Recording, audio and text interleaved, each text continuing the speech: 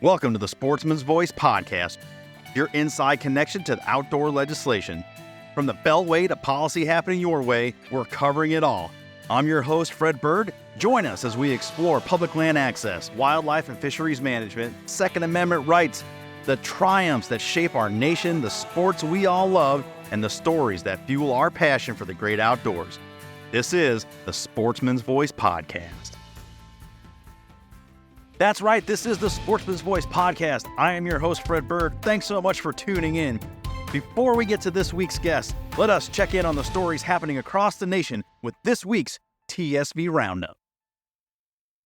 Welcome everybody to this edition of the Sportsman's Voice Roundup, featuring wildlife as stakeholders in Washington State, trouble on the horizon for striped bass in the Mid-Atlantic, the possibility of a Louisiana black bear season, and why license fee increases are a good thing. Diving in. In Washington State, the Department of Fish and Wildlife Commission is kicking around the idea of granting wildlife or non-human life as stakeholders on the commission. This is the sportsman's community in Washington has supported the Washington Department of Fish and Wildlife for many years. And unfortunately, with recent commission appointments, things are getting topsy-turvy over there. This is concerning for a number of reasons, but I mean, this really seems to be an end around from unfriendly forces that are looking to subvert our traditions, our North American model of wildlife management, how we, manage the resource on the ground. There is some cases in the past, the Connecticut Public Act 1630, it is known as Desmond's Law, and it allowed for neglected animals to be represented by a human who acts as their advocate. So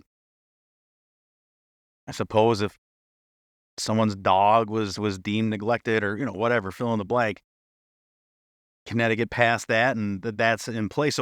So if you get HSUS in there or PETA, and are they going to call a whitetail neglected when it's harvested legally and by prescription from the state agency? This is concerning and definitely needs to be watched and tracked. And if you're in Washington State, the Northwest in recent has been seeing an increase of rhetoric and calls for bans on hunting and fishing outright. This seeks to undermine our model of wildlife management, and it's certainly dangerous to do so. Washington State, you're on the clock. I'd be dialed into this, and quite frankly, all over the West, this seems to be a negative trend. Moving over to the East Coast, new survey of young striped bass continues to point to trouble for the Atlantic fishery. This is consistent and unfortunate. The ambiguous they instituted emergency slot limits this year up and down the Atlantic coast for striped bass. Reduce it to one a day for the rec fishing. One a day, it was a slot of 28 to 31, so everything under 28 inches had to be tossed back. 31 and over had to be tossed back. And this was an effort to allow for recreational catch to live, to prevent fish from dying when they were put back in with that age class. So in May, that was done by the Atlantic States Marine Fisheries and Commissions. And recently, the Maryland Department of Natural Resources released the 2023 Juvenile Striped Bass Survey results, which indicated that the 2023 year class of striped bass was one of the lowest on record. Not good. In a press release on October 12th, Maryland DNR stated that the weather conditions over the past several winters have not been conducive to the success of striped bass reproduction in the bay and has played a significant role in the decline of the population. That's the nursery down there. That's where all the baby striped bass turn into those monster cows that a lot of us that fish for them covet. So certainly a point of concern there. While environmental variables are a major factor in the survival of young fish, concerns over the number of striped bass, they're both harvested and those that die after release in the recreational and commercial fisheries will likely lead to additional regulatory changes in the 2024 fishing season. Certainly, that's a bummer if you like getting after those stripers. I know here in New England, we certainly do. You start watching that migration, that northern migration, March, April, and they start cruising up. And coincides with our spring turkey season. So affectionately, I call it, and others do, the springtime surf and turf. And it's a great way to get into the summer and the fishing season and, everything that comes with that. So, you hate to see the fishery in trouble like that, because it's such a tradition, and there's a lot of business around that too. So what I'm getting to is, I think the most of us that appreciate and value the resource would be the first ones to stand up and say, hey, let's get this right. And let's get that fishery healthy. So more to come on that. We certainly hope the answers we seek can be good solutions there. Down to Louisiana, black bear season could be on the horizon. Louisiana black bear is one of the greatest wildlife conservation success stories in Louisiana. Louisiana has not held a black bear hunt in the state since the 1980s. However, there are now harvestable surpluses of black bear in specific black bear management areas, BMAs. With the increase of populations over the past several years, reports of human-bear conflict have risen, prompting the state to consider options to help curtail a problem while continuing the success of their black bear recovery efforts. This is not a terrible problem to have. Well, the human-bear conflicts are a bad problem, but it means the conservation efforts on the ground in Louisiana, they've done their job to get the population back up to harvestable numbers. That's great. That's mission complete. So now let's put the resource to work. Let's let Louisianan hunters and even non-resident hunters, if possible, get in there and help manage it. Hunters, as we often say, are the best wildlife managers on the ground, willing to pay to contribute to that. Obviously, at the direction and discretion of the state agency. I know up in the Northeast, New Jersey, Connecticut, recently have had issues with the same black bear human conflicts. Connecticut had an opportunity, punted, did not institute a limited black bear hunt, again, in specific counties. New Jersey, after a number of years of going back and forth, starting a season, emergency closing, they finally came around recently. And it was a prior Sportsman's Voice article. A 5-year black bear season was instituted. So, again, the best way to manage them is to do that. So, I guess it's a tip of the cap to the managers, the wildlife managers in Louisiana, and hopefully that's a opportunity for folks in Louisiana to enjoy. That would be fantastic. And this is some of the finest table fare you'll ever have. Good stuff there in Louisiana. Why license fee increases are a good thing. Let's go here. Year after year, the cost associated with natural resource management, as with all things, continues to increase. Lord, is that not false?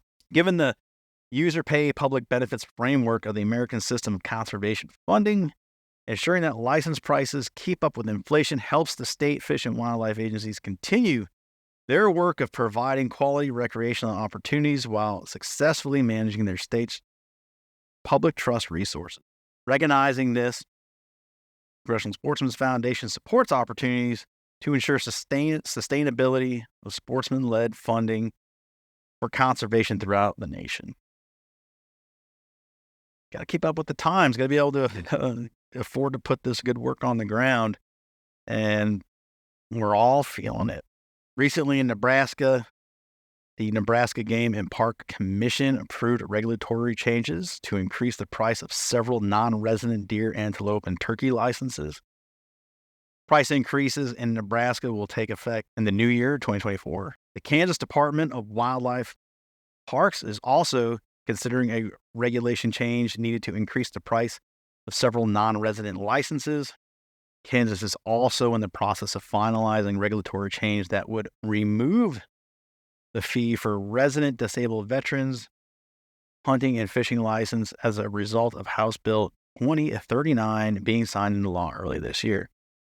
The mission has to be funded, and oftentimes state agencies go for a many number of years without the increases. The sticker shock comes at a bit of a negative feeling, but everyone seems to adjust just fine, and we see the benefits of it. So not all horrible there.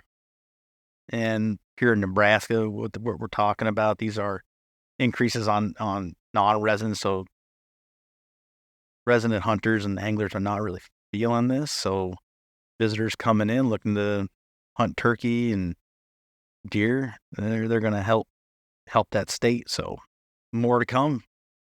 That is it for this edition of the Sportsman's Voice Roundup. We're going to get into our show this week. Taylor Schmitz, Director of Federal Policy at CSF, joins us to talk about recent wins on Capitol Hill, looking forward to the current session. Now that things have opened back up in the House, hopefully able to advance some positive legislation for the sporting community. Got our new speaker. Touch on all that with Taylor. A couple moments. Here we go. All right, good deal. So we're rolling on everything here. So joining us today, as mentioned, Taylor Schmidt is joining us, our Director of Federal Policy at Congressional Sportsmen's Foundation. Taylor, thanks for carving out the time and being on the program today. How are you? Brett, I'm doing well. Appreciate you making time in your busy schedule. It's a pleasure to be here and looking forward to the conversations. For sure. So in recent episodes, we've gone to the state level stuff. We've covered some special events we have here at CSF, but recently we had a huge win, and I thought it was the timing was appropriate to bring you on, introduce you to our audience for the people that outside of Capitol Hill that don't know Taylor, and hip them to what you do for CSF, how you're integrated into Capitol Hill and working on behalf of sportsmen and women of this great nation.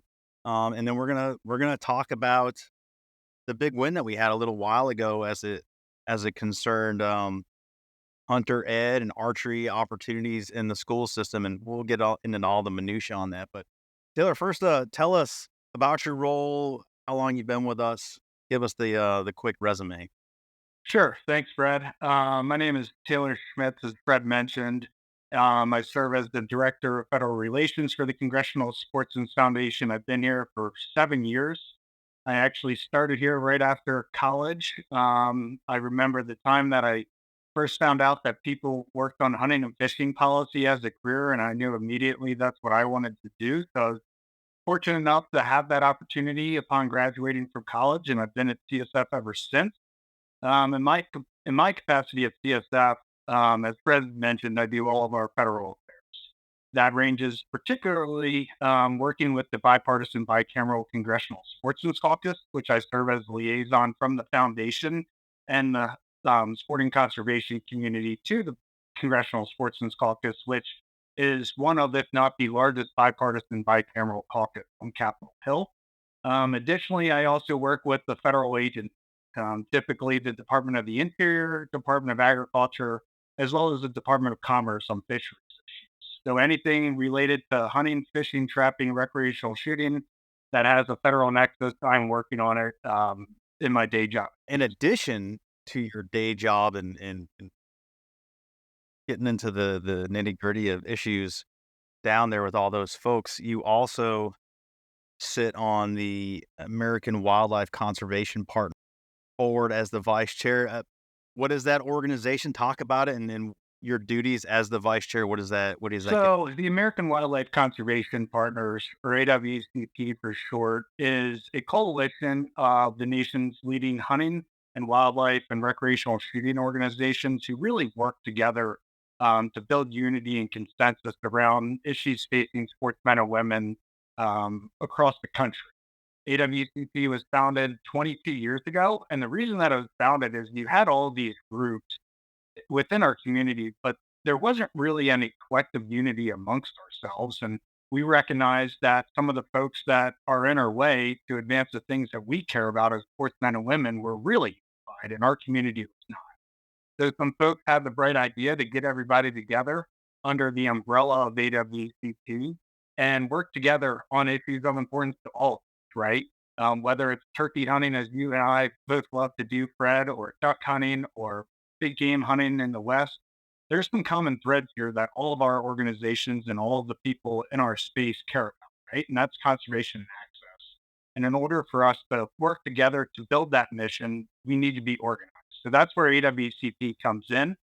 Right now, I serve as the vice chair of AWCP. Right now, we are gearing up to to develop our new recommendations for the upcoming presidential administration, known as Wildlife for the 21st Century, or W21. Come January 1st, I will become the chairman of AWCP. So the big thing that I'll be working on throughout that time is developing wildlife for the 21st century. And what W21 really is just our collective recommendations for the next 4 years of the presidency, regardless of if it's a Republican, Democrat, Green Party, Tea Party in there. Doesn't matter. These are going to be our community's priorities for the next 4 years, but also for the next 4 years for Congress. So we go through that every 4 years, as I mentioned, and really examine our victories, examine our shortfalls, look at what opportunities exist, and again, work on this document together to say, here are our top 10 or so priorities as the hunting, wildlife conservation, and recreational shooting community. And that really serves as our blueprint for the next 40 years in our Oh, that's conservation. fantastic. And with your leadership in that position, I trust that we're going to be able to advance some good policy that's the benefit of everyone in our community, and it's great to be able to pull on those common threads and advance the concerns of our community. And as we well know, our concerns often are to the benefit of the public at large, whether they know that or not. And we're certainly trying to do a good job to communicate that to the general public that, hey, sportsmen and women, we got your back. Everything you're seeing out on the outdoors and enjoying this time of year, especially, is made possible through our dollars, through that federal funding, through our participation in the shooting, angling sports. So that's all great stuff. So with that, and as we're recording this here, some breaking news that's come across is that we finally have a Speaker of the House. So those things that are we're wanting to advance, you're wanting to advance as the new chairman. We got a speaker in Representative Mike Johnson. So hooray! Now we can turn the lights back on and get things moving for the American people, right? Yeah, that's exactly right, Fred. And the good news for CSF is that now Speaker Johnson is actually a member of the Congressional Sportsmen's Caucus. We have an existing relationship with him and his office, and he attends a number of our events throughout the year, including our big banquet in DC. So we're looking forward to working with him. Certainly, we'll give him a couple of days to get his feet settled and under him, but we'll be going in there pretty quickly to talk about CSF priorities for the rest of this year, for the rest of this Congress, and more long-term priorities. Great upside there, and sounds like a good win for our community. So with AWCP and the big talk about that we're having you on today is the bipartisan Safer Communities Act that resulted in a whole lot of controversy for our community.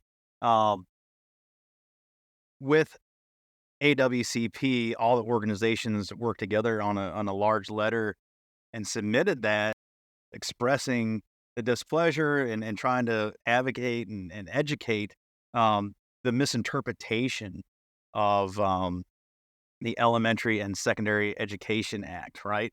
So first, let's talk about BSCA, what that whole giant thing was, and then how we got to ESEA and the misinterpretation of some of the funding mechanisms. Sure. So in June 2022, Congress passed and President Biden signed into law the Bipartisan Safer Communities Act, or the BSCA for short. I think, as all the listeners know, our community uses no shortage of acronyms, and the BSCA is just another one on that long list. But so the BSCA was largely a response to some of the mass shootings that we've seen across the country. Some of the things included in this bill were enhanced background checks, funding for firearm intervention programs, funding for various school programs, and then some minor changes that kind of slipped through the radar a little bit amongst many people, and that's what we're here to talk about today. So it obviously takes a few months or sometimes upwards of a few months for the federal agencies to begin implementing legislation. And that's really where the issue that we're here to talk about today came to play. So in the letter that JWCP submitted, it was stated that the amendments to the ESEA were intended to prohibit the use of funds to pay for arming and training of teachers specifically, not ending decades worth of safety training to millions of students, which uh, provided the mental health benefits. It goes on to talk about the benefits of being in the outdoors. So I guess that was the biggest sticking point was the funding mechanism that existed. It got wrapped up in kind of the 40,000-foot view, and it was just too broad a stroke, and we had to dial this in, or you guys had to dial this in. What was that process like? And, what was, we're talking about the original intent of that. How did you get them to see that side of it and have them come to understand it? Yeah, so I'll add a little bit more color to what the challenge and the specific challenge was here, right? So when Congress passed legislation, right, bills can be as short as half page, they can be as long as 400 pages, right? This bill was fairly lengthy. And when you pass bills, everybody knows the saying, right? Read the bill to know what's in it. That was the case here. And so when Congress passed the Bipartisan Safer Communities Act, they amended the Elementary and Secondary Education Act, or ESEA, which provides roughly about $18 billion in federal funding for elementary and secondary public schools across the country. When they amended the Elementary and Secondary Education Act, as you mentioned, Fred, the intent was to prohibit ESEA funds from being used for training school resource officers, security personnel, etc. However, because of the language that they included in the BSDA, which stated a weapon, device, instrument, material, substance, animate or inanimate that is used for or is readily capable of causing death or serious bodily injury, except that such term does not include a pocket knife with a blade of less than 2.5 inches. So when Congress amended the ESA, they prohibited ESEA funds from being used for training school personnel in the use of a dangerous weapon. That definition that I just provided is how dangerous weapon is defined. So when you look at that and you take the plain language of that definition, it includes everything, certainly the things we care about, archery in schools, school sponsored shooting teams, but also I think you can make a solid argument that it includes anything from lacrosse ball to a Bunsen burner in the science room, potentially a pencil, right? If that blade on that pencil or that point on that pencil is longer than 2.5 inches, well, now funding could potentially be restricted for that. So the issue that this came about is you have the legislative intent, right? And unfortunately, I'm not an attorney, right? But words and language in legislation matters. And when you don't think through how every single word is going to play out once it's being implemented by somebody that may or may not be familiar with that legislative intent, things can go south pretty quickly. And you have a number of unintended consequences, and that's exactly what we had here. So when Congress amended the ESEA and included that prohibition on dangerous or training in the use of a dangerous weapon, as I mentioned, archery in schools was now banned. Hunter education was now banned. Wilderness courses, teaching people how to make a fire with just a little hatchet. That was all banned now. School sponsored shooting. So again, this was not the legislative intent by Congress. But when you have that plain language in a piece of legislation, the people implementing this, in this case, the Department of Education, staff of the Department of Education, have to take that plain language as it's written out in the legislation. Sometimes they don't have the authority or they don't feel comfortable enough because of litigation to follow the congressional intent. So that was really what we're dealing with, and on the process itself, right? As I mentioned, it takes months for legislation to be implemented. So in March of this year, we first heard about this being a challenge in the state of Alaska, where a state elementary and secondary education outdoor rec coordinator reached out to some folks at the Department of Education, U.S. Department of Education, and said, "Hey, we want to use some of the ESEA funds for these programs." Well, the Department of Education came out and said, "Oh no, you cannot do that. That is inconsistent with the Elementary and Secondary Education Act because of the Bipartisan State for Communities Act." So what you will realize is this legislation and federal policy is very nuanced, it's very intertwined. One thing always impacts something else, and it can be a challenge to think through that stuff and what the unintended consequences be. But anyway, so we started going through the process a little bit more, and then first it was Alaska, then it was a couple other states, right? And then it came out, we received a email from the Department of Education saying that they could not allow ESEA funds for the activities that we care about in our obviously that blew things up at that point and caught the attention of our community was already well aware of this. CSF was working behind the scenes with the Department of Education to try and fix this administratively without needing the legislative fix. But given the importance of these programs for students across the country, this obviously blew up and caught the attention of a number of members of Congress. And that was really the start of the process.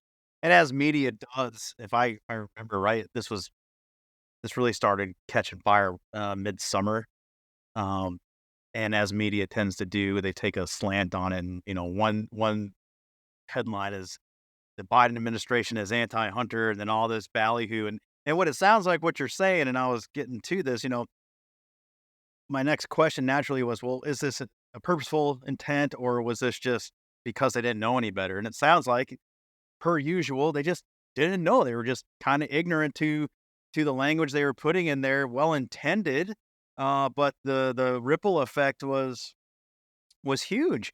You talking about what you just talked about in Alaska and some of the other programs and the schools that have them, but we're also talking about R3 Mhm. uh, initiative and being able to get in front of kids and bring them on through our community and just exposing them to that.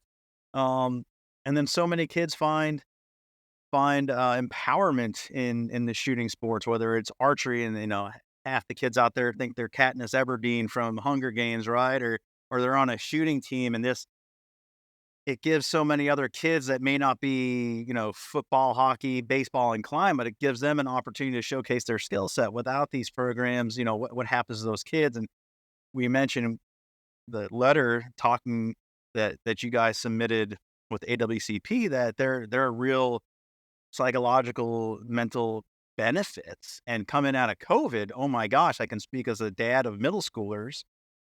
There were real issues going on that we are still recovering from those 2 years of sequestering little kids and remote learning and everything that was. The outdoors and our activities and pursuits provide that relief, provide that outlet. So it's vitally important that these programs continue to be provided and that there's funding for that. So you're going through this process. You talk about it takes a long time, but then pretty quick with great effort and great leadership, this got turned around way faster than I would have ever thought. It seemed like within a couple days. So we'll get to the vote, but then what was the response to this was the Protecting Hunting Heritage and Education Act, right? And that was a bipartisan effort that was championed by the Congressional Sportsmen's Caucus and CSF. How did you get from the Safer Communities Act to the Hunting Heritage Act, and then ultimately pretty victorious vote? So, to answer your question, Fred, I think it's important to go back to the first part that you opened up with, right? The intent here was not to impact the programs that we care about as our community. This was not a malicious effort by anybody in Congress or anybody in the administration to undermine these programs, right? You spoke to the importance of these programs. You have archery in schools, let's just take as an example, right? 1.3 million students roughly participate in that program every single year. 66 to 70% of those students are first time archers. They've never picked up a bow in their life, right? So when you're talking about recruitment, this is a critically important program for young students across the country to get into. The archery in schools is split evenly between male and female, right? This is critical for us to get folks into the outdoors. Um, so so, with all that in mind, and again, recognizing that this was not a malicious decision by Congress to undermine these programs, it was just something that slipped through the cracks because, again, words do matter and the way that this is being impacted. So, once the national media kind of got behind it, and we started reaching out to members of Congress and congressional staff saying this is a really big issue with school.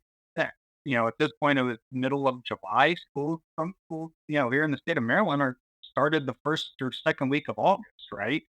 So we said it's critical that we address this issue from the Bipartisan Safer Communities Act as quickly as possible. So with that, on August 1st, Congressman Mark Green out of Tennessee, a Congressional Sportsmen Caucus member, as well as Sportsmen Caucus member Congressman Richard Hudson out of North Carolina, the past co-chair of the Congressional Sportsmen Caucus, introduced the Protecting Hunting Heritage in Education Act. This is a bipartisan bill, as I mentioned. Some bills are 300 pages. This bill was about half a page, and all it did was surgically go in and amend the Bipartisan Safer Communities Act, specifically how it impacted the Elementary and Secondary Education Act, just to make it clear that the intent here was never to undermine the programs that we were interested in, right? So it just surgically went in there, made an exception for educational enrichment activities such as archery, hunting, other shooting sports, or culinary arts. So while it doesn't include all the programs that we're specifically focused in, we are we are pretty certain that it's hard for any person to make the argument that any of the programs that we care about are not considered educational enrichment activities as stated in the legislation. So you can't obviously have a laundry list of programs in a bill, but it's important to have broad language in there sometimes so you can wrap everything up that you want. So to get back to your question, that bill was introduced on August 1st, as I mentioned. Congress adjourned for their August recess, and we spent that 4 to 6 weeks really working over members on both sides of the Hill, being the House and the Senate, demonstrate the importance of these programs and activities for students across the country. We're met with pretty much no opposition to this.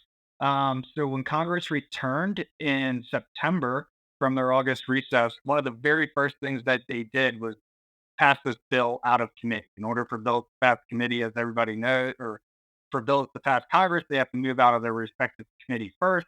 Then they go to the floor for a vote, and then, if necessary, they go to the other chamber. So on the third day that Congress was back in September, they actually passed this bill out of its respective committee unanimously. Um, this is the timing of this is pretty significant, right? As we've just seen with everything going on in the speaker election and what's going on around the country, Congress is really, really critical right now. When you look at what Congress is passing in the current Congress and compare it to the last divided Congress, it's about a fourth or a fifth of the bills that have passed Congress now, as opposed to the last divided Congress. So it was really encouraging for us to see um, the House take the first step in bringing this bill up to committee. But again, it's because these programs are bipartisan, right? This was not a malicious effort by anybody. And they wanted members of Congress, senators included, wanted to go in and fix this issue as quickly as possible, recognizing that many schools were already well underway with their programs throughout the country. But it was important to restore this federal funding as quickly as possible. And that's a drum we continue to beat here, right? Is that people on the Hill or in our state capitals, they're not necessarily looking to score political punches. It's just they just don't know enough. And how can you possibly know everything? You just don't. And that's where CSF comes in. That's the drum we're beating, where we are advocating for our community and we're educating on behalf of our community. So you on the Hill, my colleagues on the policy team spread throughout the country, working the state capitals. That's what we serve to do. This isn't a gotcha kind of thing. And hey, finger wagging. No, did you know your language affects this down the line, A, B, and C? I don't think you wanted to go there. Here's how you can make it better. And we serve that purpose. And I think that's an unsung for understanding, and maybe now more people are coming to understand the role CSF provides and the gaps. Yeah, that's exactly right, Fred. And we'll get into more of the timing and how the bill ended up being signed into law and fixing this issue in a minute, I think. But to your point, CSF is a nonpartisan policy organization, right? All we care about is what's good for conservation, what's good for access, what's good for the next generation, what's good for our outdoor heritage as sportsmen and women and leading conservationists in the country. And what's unique about CSF is that nonpartisan policy guidance, right? The old adage, if you're taking flack from both sides, you're probably doing something right. And Right. that's where we're at sometimes. But it's because we offer that nonpartisan guidance. And we are not here to score votes. We are not here to prop up any members of Congress. We are here to support sportsmen and women, and that's it. It was really, just to pull the curtain back on my August, what it looked like was, you know, 6, 8, 10 meetings a day going from office to office on the Hill, going from Republican to Democrat all day long, just talking about the values of these programs. Every single time it doesn't matter which office, whether it's an R or D next to their office name, you walk in there and say, "Hey, we're here to talk about these programs, archery in schools, hunter education, etc." And there is no opposition. It is, wow, this makes total sense. We need to get this fixed as quickly as possible. And again, I think that's part of the value of the programs, but it's also part of the reputation that CSF has built in DC as a nonpartisan organization that is solely focused on what's good for sportsmen and women across the country. And certainly it goes without saying, but I'm going to say it anyway, that with a political climate that we live in, and even to an extent where we get down into the nitty gritty of our communities in the last, I don't know, 4, 6, call it 10 years, it's pretty divisive here in our country. And I think it's important to recognize leadership and recognize these politicians that when they do something right, I don't care what, like you said, what the letter is in front of them, to acknowledge that. Because you can't browbeat people all the time, because no one can handle that. I don't care who you are. So tip of the cap to the fact that this was passed out of the House unanimously, and then correct me if I'm wrong, but I feel like when it hit the Senate, one vote didn't go our way, but we almost had complete unanimous vote there. Yeah, so it was actually, as I mentioned, the House in their first 3 days passed a bill out of committee. The following week, week and a half actually, the House brought this bill to the floor for a vote, and it passed 424 to 1. And then less than 24 hours later, the bill cleared the Senate unanimously. And um, yeah, had it reversed, but still, one dissenting vote in all of Congress, that is unheard of. Yeah, I It don't. in today's time and age with everything going on, that one dissenting vote, granted, I would have loved for it to be unanimous across the board. But if you would have asked me, leading up to the vote, if there would have been, one dissenting vote, I was absolutely not. Somebody is going to have some issue. But again, I think that speaks to the value of these programs, right? Everybody recognizes the importance of this and recognize that we need to be doing everything we can to facilitate these efforts. And that's why it passed again, as I said, the House with one dissenting vote in less than 24 hours, it passed the Senate unanimous. And I think, to pull the curtain back on, the inside the beltway kind of stuff here, when you see letters floating around from, the senators, the bipartisan senators that developed the Bipartisan Safer Communities Act on both sides of the aisle, some folks that are very friendly to our community, some folks that are less so friendly to our community, saying we need to fix these are important programs. Again, it's a testament to what these programs mean to students across the country. And then, so the bill passed Congress on the 26th or the 27th, and then 2 weeks later, the President Biden signed this bill into law. So that is critical. As I mentioned, the fact that this bill moved in a month let's just say 2 months, give or take a couple of days from the time of introduction to passing the House, to passing the Senate, to being signed into law by the president. As I said, it's just unheard of with everything going on. It's really encouraging to see. Um, but it also speaks to the larger issues, or not issues, but opportunities for our community.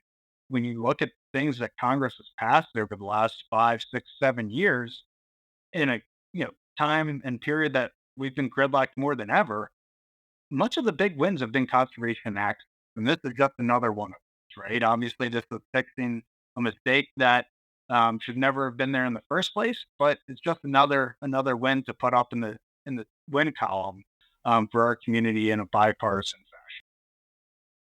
fashion. Yeah. So with that fix in place, that's for the folks that don't know, is this a permanent fix? Does this sunset? Is this something we have to revisit, or are those programs good? As of now, it is a permanent fix.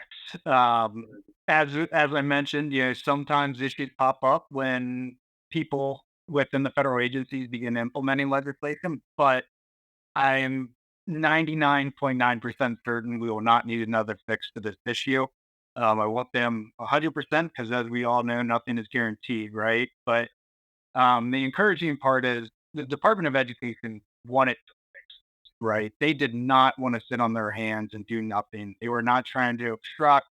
They they reached out to Congress proactively, that here is the language that we think we need as a federal agency to restore funding for these programs. So that's encouraging to see. And then they got that, right? So there's nothing out there for them to not follow the interpretation or the intent of Congress, the original intent of Congress. So it's really good to see. I don't see these programs ever coming under attack again. Um, Obviously, again, nothing is guaranteed, but when you go look at the vote in Congress with only one dissenting vote in both chambers, that's that's really impressive. And I think folks have realized the value of these activities. No, that's great. So what's next? Coming into this session, what are we looking at as far as getting some good legislation over the finish line? Do we have some stuff lined up? And then do you see?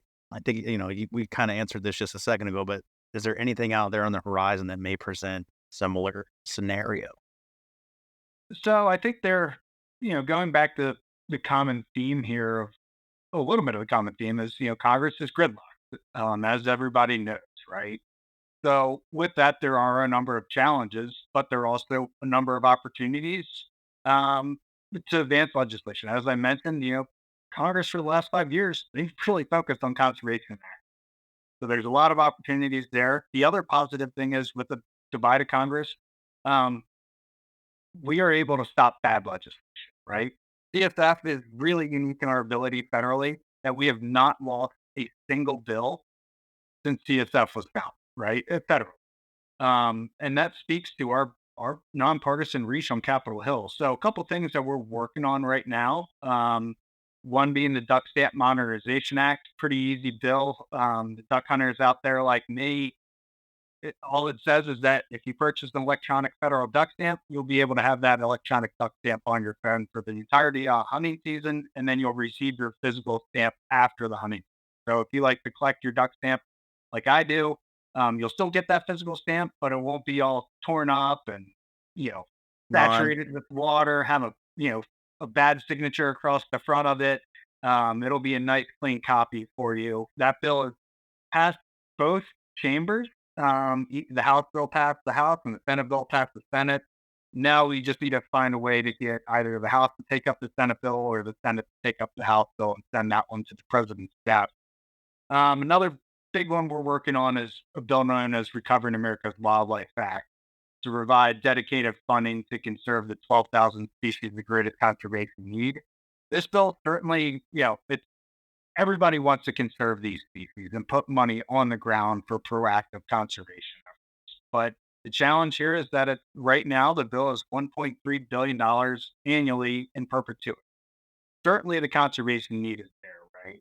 But as we've seen with federal spending challenges in DC, opportunities to pass large spending bills, whether the need is there or not, are largely limited. So we do have our work cut out for us a little bit there, but we're working through that right now with Chairman Bruce Westerman, the chairman of the House Natural Resource Committee, who is also the co-chair of the Congressional Sportsmen caucus.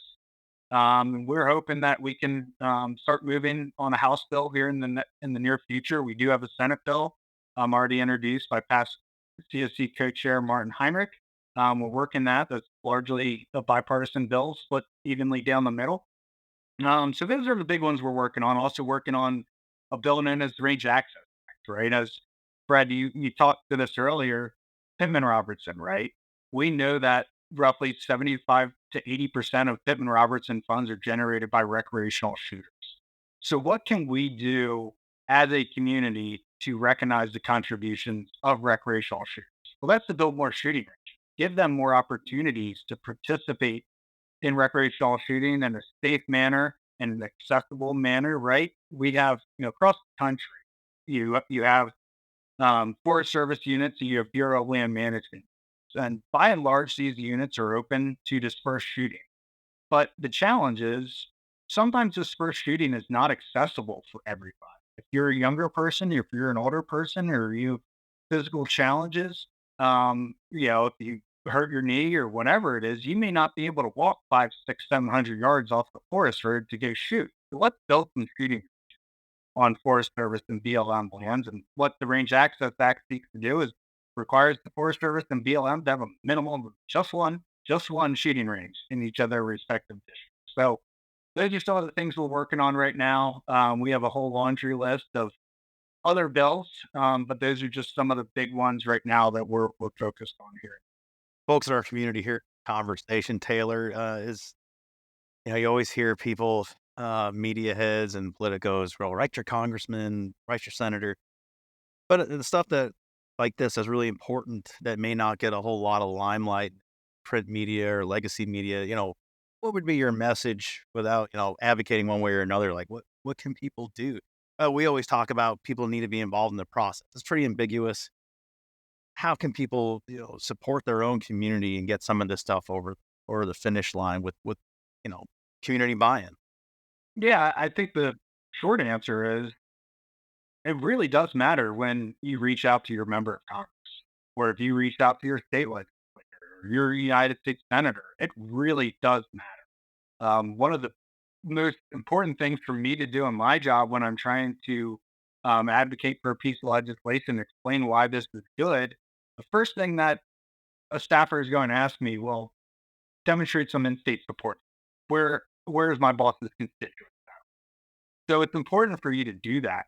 But I also think, check in with your local sportsmen and women, have opportunities to sit down and talk about the challenges or the opportunities that we're facing as a community. You'd be amazed by, how many good ideas within our community have just been generated from those fireside chats or at deer camp, right? Let's go sit out by the bonfire and listen to some music and talk through some of the stuff. And a lot of times that has good opportunities and to demonstrate ideas. So I think, you know, check into CSF's website, listen to the Sportsman's Voice podcast. Go check out American Wildlife Conservation Partners and see what our 10 recommendations are for the community. There's a plenty of information out there for folks to learn from. And but I think, we at CSF, we have our pulse on everything going on across the country at the federal level and the state level. Our state team is unmatched in their ability to advocate for sportsmen and women. So I think CSF, obviously, I'm a little bit biased, but I think CSF should be the first starting point if they're really interested in the issues impacting them in their day to day. Yeah, well, without a doubt, and that's perfectly said, so I will say no more on it. Taylor Schmitz, everybody. Man, appreciate your time. I know you got a hard break coming up here, so I'm gonna give you some time back in your day and let you get to the good work that you do. But we'll look forward to having you again because the fight continues, and we can bring you back on to talk about more wins. And if there's points of concern, for sure we'll get you back on and let the good people know of this audience what's going on and how they can help. That sounds great. Thank you, Fred. Appreciate everything that you do for us at CSF. Thanks, Taylor. Thanks again to our guest, Taylor Schmitz, for joining us. He is a very busy person, down there on the Hill making things happen. And as you heard, constantly in meetings, going door to door, meeting with legislators, members of our Congressional Sportsmen's Caucus to get things done on behalf of our sporting community. And it should go without saying, CSF is your boots on the ground, tip of the spear. You hear me talk about it every episode. We're doing stuff in the state capitals, and Taylor is doing great work on the Hill. And a lot of this stuff, the success of good legislation getting passed and defeating stuff that would negatively impact our sporting community, is done because of the relationships, because of Taylor's know-how and him being there constantly. It's probably not a household name, but he will be, and know that Taylor is doing amazing work.